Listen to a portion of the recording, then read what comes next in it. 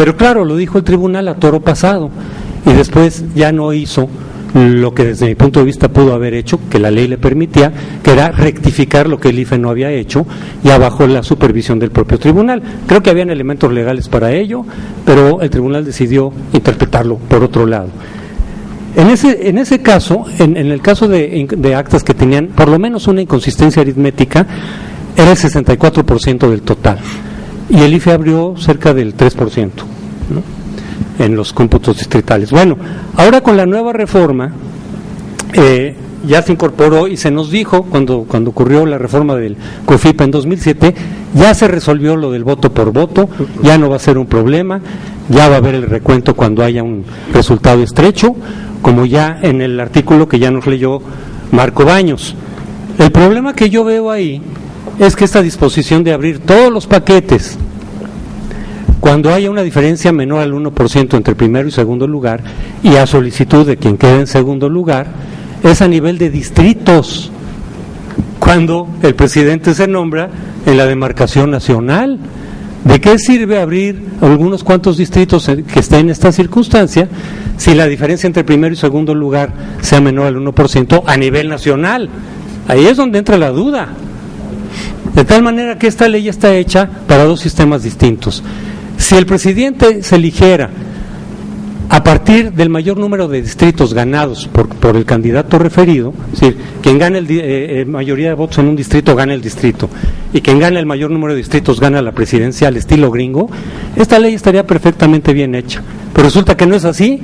Resulta que quien gana la presidencia es quien obtiene el mayor número de votos directos en toda la nación, en la demarcación nacional, más los que vienen del extranjero.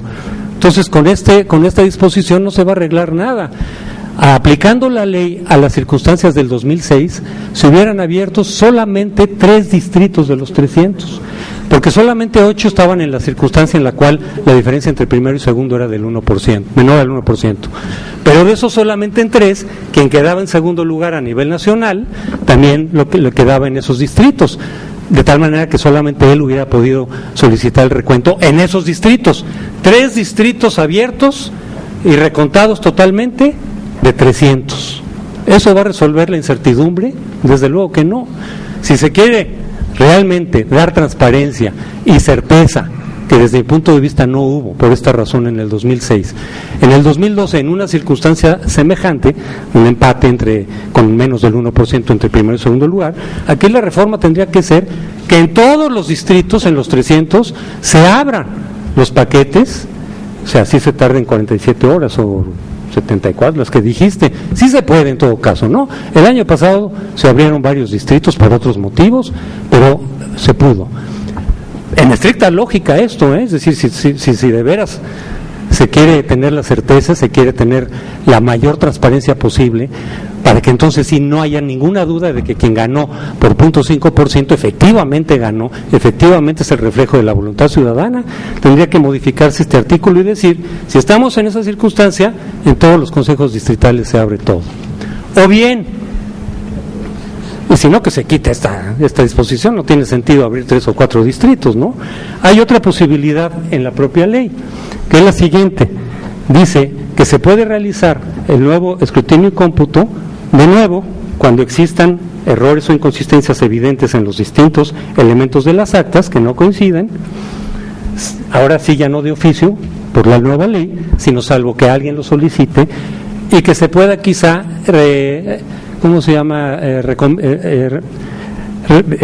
revisar, justificar, sin tener que abrir el paquete.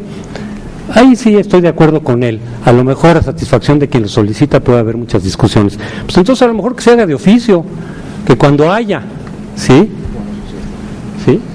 Que sea de oficio, que se abran cuando haya inconsistencias, pero aplicando los criterios que utilizó el tribunal en el 2006, es decir, que no se deje a que cada consejo distrital interprete a ver hasta cuántas inconsistencias se puede abrir o no se puede abrir, porque puede volver a ocurrir como en 2006, que un acta con 300 inconsistencias no se abra. Entonces, aplicar aquí los criterios del tribunal de su fallo del 5 de agosto del 2006. Es decir, ahí donde haya inconsistencias, aunque sea una, se abran los paquetes, cuando el resultado total marque que hay una diferencia menor del 1%, en esas circunstancias, no en todas, ¿no? Sino cuando haya un empate técnico en el resultado final, entonces se puedan abrir solo los paquetes cuyas actas tengan inconsistencias, es decir, para no abrir todo, el 100%, sobre la premisa que está en la ley de que en las actas que son perfectamente consistentes, en donde los 3 rubros que deben de coincidir coinciden, no hay motivos para pensar que el contenido del paquete difiera de lo que está diciendo el acta. Entonces, que se abran aquellas actas que tenga inconsistencias, ¿no?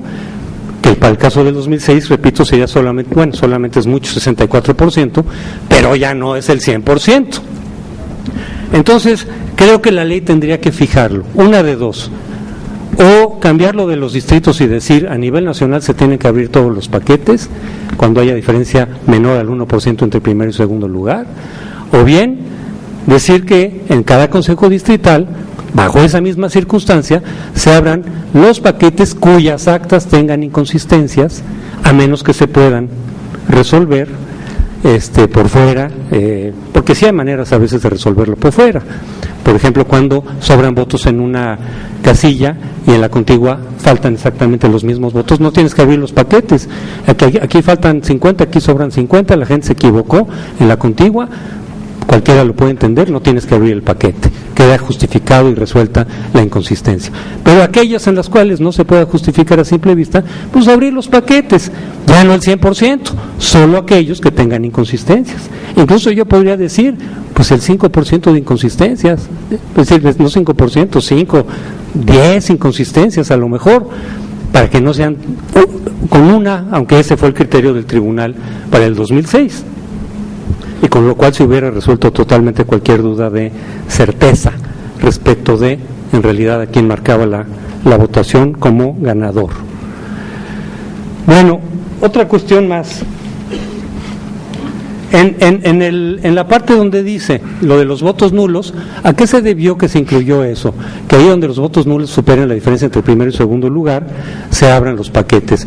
Porque también en el 2006 el reclamo del PRD es que había cerca de 1 millón de votos nulos, mientras que la diferencia con la que ganaba oficialmente Felipe Calderón eran 234,000 votos, en números redondos. Es decir, oye, ¿qué tal si en ese millón hay 300,000 votos mal anulados favorables a López Obrador? En 1 millón pueden haber varios votos mal anulados o deliberadamente anulados, porque sabemos que eso puede ocurrir. Por eso se metió esta otra, pero de nuevo queda a nivel de distrito, no resuelve todo. Y pues salió otro factor el año pasado que no tenía nada que ver con los errores, que fue el voto nulo deliberado como una forma de protesta a los partidos políticos, y que obligó a que en un número de distritos, no recuerdo cuántos, se tuviera que abrir todos los paquetes, revisar todos los paquetes, pero ya no por una cuestión tanto de duda, sino porque hubo votos nulos deliberados, práctica que puede seguir ocurriendo más adelante. Quizá esto, no sé qué tanta importancia yo darle a lo de los votos nulos como factor de apertura de los paquetes. Si finalmente dice, si todos los votos en un distrito, otra vez a nivel distrital, favorecen a un solo partido, que se tenga que abrir.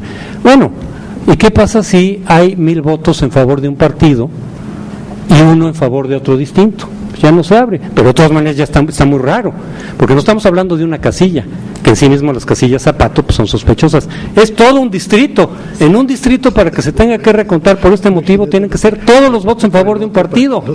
Si hay un solo voto en favor de otro, es por casillas, ¿no? Bueno, ok. Bueno, ya está resuelto. De todas maneras, en las casillas, la propuesta es esta.